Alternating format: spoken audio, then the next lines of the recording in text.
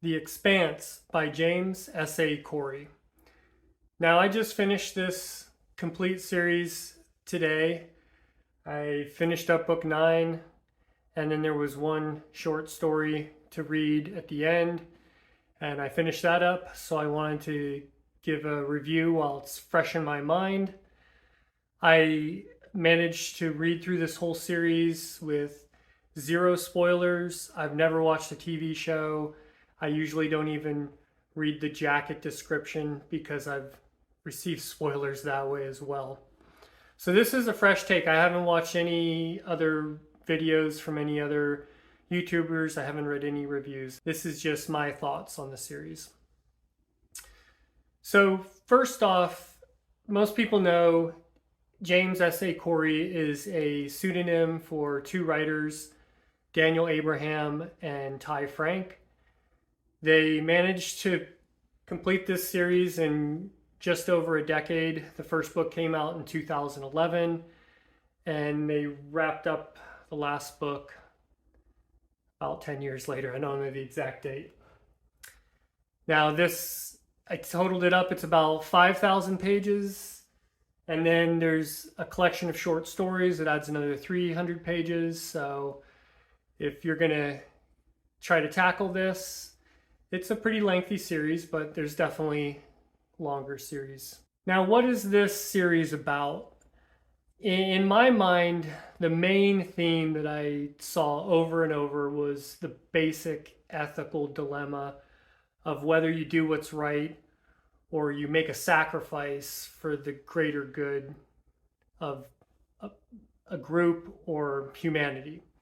Now, this series tackles that question in many different ways, from a small level with individual characters to grand global scales, universal scales, scales that encompass all of humanity. But that was one thing I noticed through the whole series. And after reading the final story, short story, the author's note at the end kind of solidified that with me. Now, on top of that, you have a very hard science fiction series. And when I say hard science fiction, they cover everything. There is so much physics in this. There is the physics with space and just normal physics that we deal with here on Earth. There's biology. They get into depth with all kinds of biology, whether it's humans, animals, plant life, everything you could imagine. There's space navigation. There's going to be some math thrown at you. There's just about any kind of science that you could think of. And for me, that is not a negative. I know for some people, this would be a hard one to start with science fiction. You'd probably want to read some other hard science fiction and learn to appreciate lengthy descriptions of science, because you're going to get that in this series. Now, the next thing is the political system. When we start this series, humanity has already expanded into the solar system. So you have inner planets, you have outer planets, you have people in the belt. And a lot of the story and the ethical dilemmas that are created are based on those kind of conflicts. As the series goes on, just like the name says, it expands even beyond that. So we might even leave the solar system. Now, the characters are really good. There's your typical heroes, there's your typical villains, and then there's a few gray characters in between. The other cool thing is this series, this goes decades. I don't know exactly how far, but we get to see our characters age. We get to see characters die through the series. We get to see new characters introduced, and there's just this churn of characters that you fall in love with and hate, and a few gray characters, like I said. The other thing for me was watching the characters age and kind of come to terms with growing old. As someone who's a little older, that hit a little harder for me than maybe a younger reader might experience in this series. And I really enjoyed that aspect of it. Now, the really interesting thing, and it's not a spoiler because in the very beginning of the book, of the very first book, we're introduced with this alien entity. And I kind of like to think of it as kind of an alien fungus. This isn't a humanoid Martian we're going to be interacting. This is completely different. And I don't want to go into too much beyond that because that really is the fun of this book. That is what, besides all the other things that I enjoyed, that is what kept me running through this series, always wanting to find out more about this entity. And when I talked about how much science is in this book, this alien entity has a way of manipulating the laws of science and physics and everything we know about science. So it puts a really interesting twist into the hard science aspect. And we always have our characters trying to figure out what's going on and how to adapt to this new thing that decided to join humanity.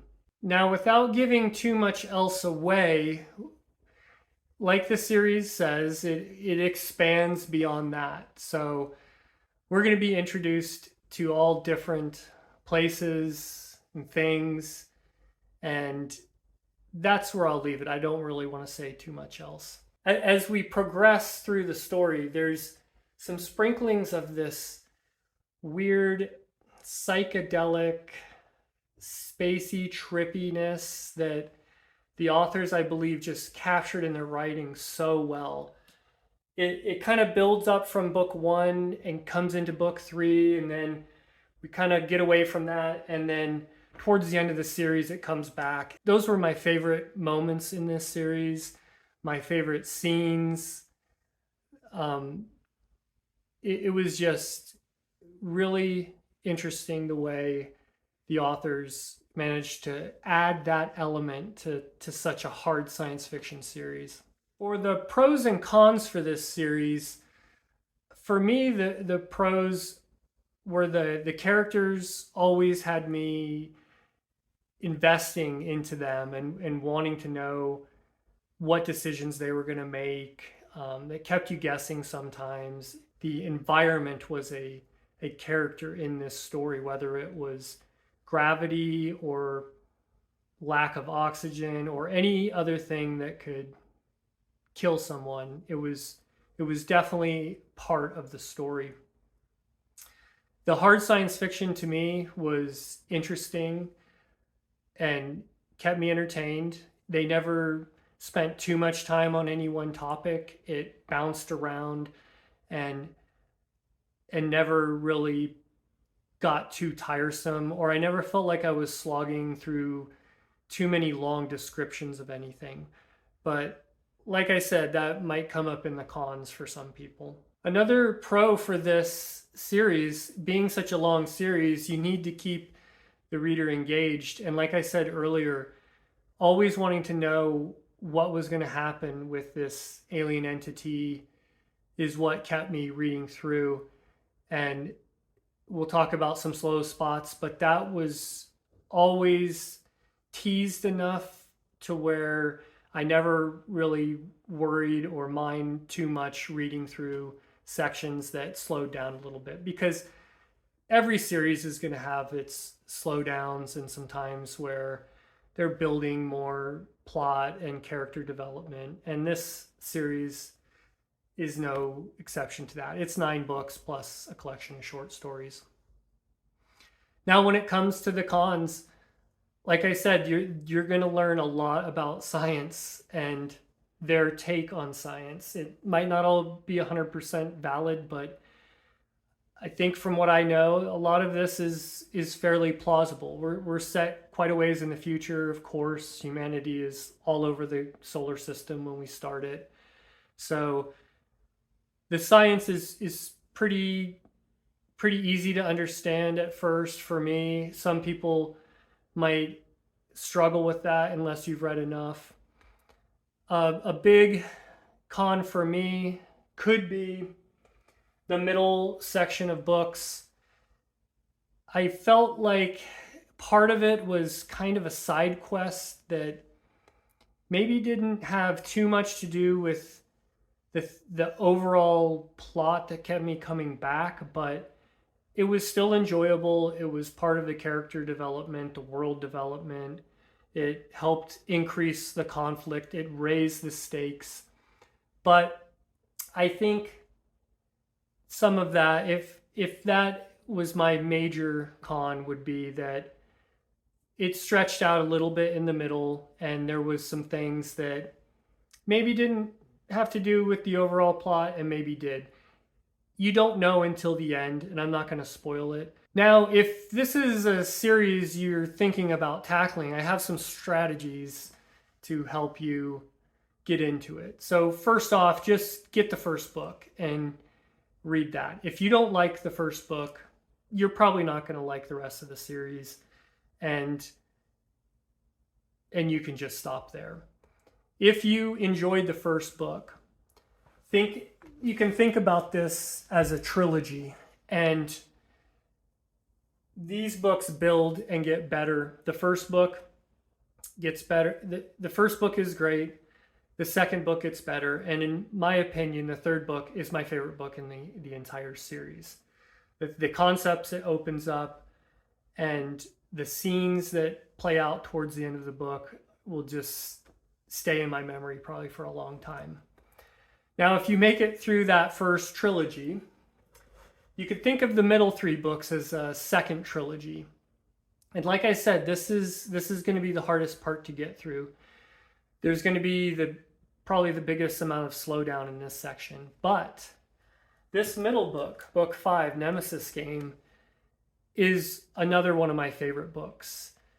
You've been following these characters, and this really isn't a spoiler. They've been in this ship, and in this book they're kind of scattered and separated, and you get to learn so much about each character. They're in different places. There's these conflicts that happen, and you're just waiting to see if they can get back together. And that book really helped me push through this section, this slowdown, I would say. And then, in my opinion, book 6 might be my least favorite. It was still very enjoyable. But if you get that far and you push to book 6, trust me, stick with it, because the final trilogy here, if you can think of it that way, book 7 through 9, it all comes together. Book 7 was amazing. Book 8 was probably my second favorite book in the series.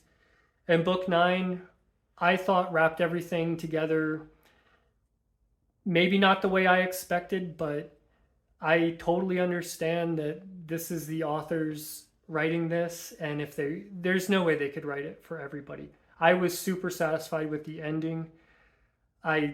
After reading it, I wouldn't want to see it any other way. I have no gripes. I really enjoyed it. The final epilogue in book 9 is the shortest, most interesting conclusion to anything I've ever read. And it's just reading that epilogue, making it through the journey was just, I don't know, I really loved it. And then I would say, if you do want to commit and read this whole series, pick up the collection of short stories. I looked online. I think even Goodreads tells you what order to read each of the short stories. I kind of wished in the book it would say this story fits between book 4 and 5 or whatever the case may be. I didn't see it in there, and I just consulted Goodreads. I read it in the order that was listed there, and everything fit together. Some of the short stories might not be that great, but some of them were amazing. Some of them were a must, I think. And I don't really want to tell you which ones to read. I would just say read them all. They're not that long, and it's a fun little break in between each book. I took over a year to read through this series. I started, I want to say maybe 14, 15 months ago. I didn't really read a lot of other science fiction while I was reading this, but I read plenty of other books in between. And every time I jumped back in, I instantly reconnected with the story. I never felt lost. I think they wrote it very logically. They brought you back into the story in interesting ways. They shifted gears in interesting ways. Overall, I can't recommend this series enough if this is the kind of science fiction you're into. I would say take your time with it. Don't ever feel rushed. Break it up in your mind as trilogies and attack it that way if that helps. And I think you'll be very rewarded. I'm kind of excited to see the TV show now. I don't know if they have plans of finishing that in the future, and I don't know how well they can capture everything that's in this book. I started reading this before I started this booktube channel, so I didn't rate each individual book and do videos on those. But overall, I would give this series probably a 9.5. It was right up my alley. At times I felt like the authors wrote this series for me, which is always kind of the best you can ever hope for. I think the only thing keeping it from being perfect is this little stretchy bit in the middle, but I'll take it. I think couldn't have been done any other way. And that's about all I have to say. So if you made it this far, thanks for watching my video.